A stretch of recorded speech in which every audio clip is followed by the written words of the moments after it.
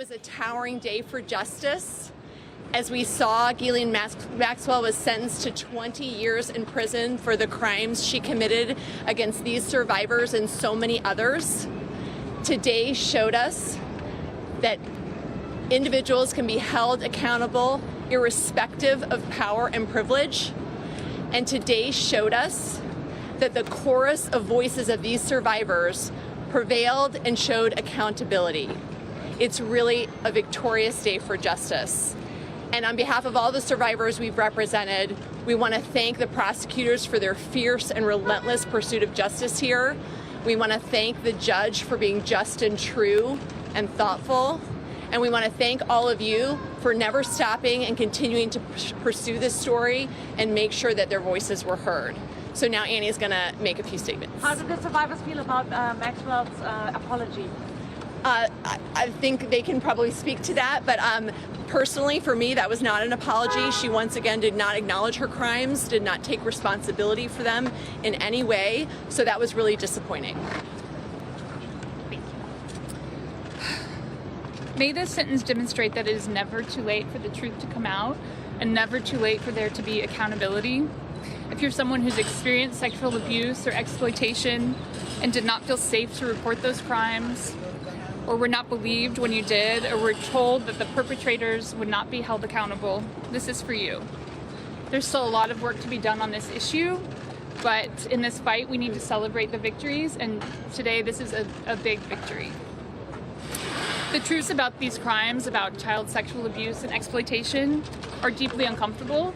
They happen more frequently than we want to acknowledge, and often perpetrators, as we saw in this case, are not strangers in vans. They're the people that live in our communities, and they're people often in positions of power.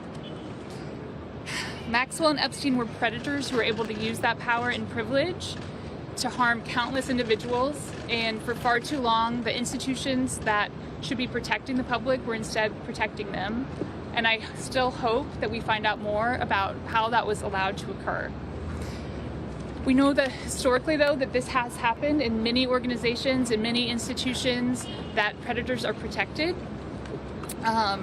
In churches, in political groups, in the foster care system. And so I just hope that this sentence can be another sign that voices are coming together and saying no more. If you commit these crimes, you will be punished. If you facilitate these crimes, you will be punished. If you are a bystander that looks the other way, you will not be allowed to continue to hold a position of power. It's easy to focus on the darkness in a case like this, but I also think it's important to highlight all the people that have worked so hard to bring the truth to light. And I want to start by expressing my gratitude and appreciation for my sister, Maria Farmer, who reported these crimes over decades ago and has so bravely continued to try and bring attention and fight for justice in this case. For the other women who spoke in the courtroom, I am so grateful.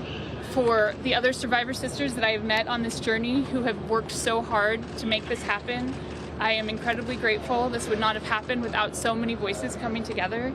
I am so incredibly grateful for my team of attorneys, most especially Sigrid McCauley, who has gone above and beyond at every step of the way to support us and encourage us that this could happen.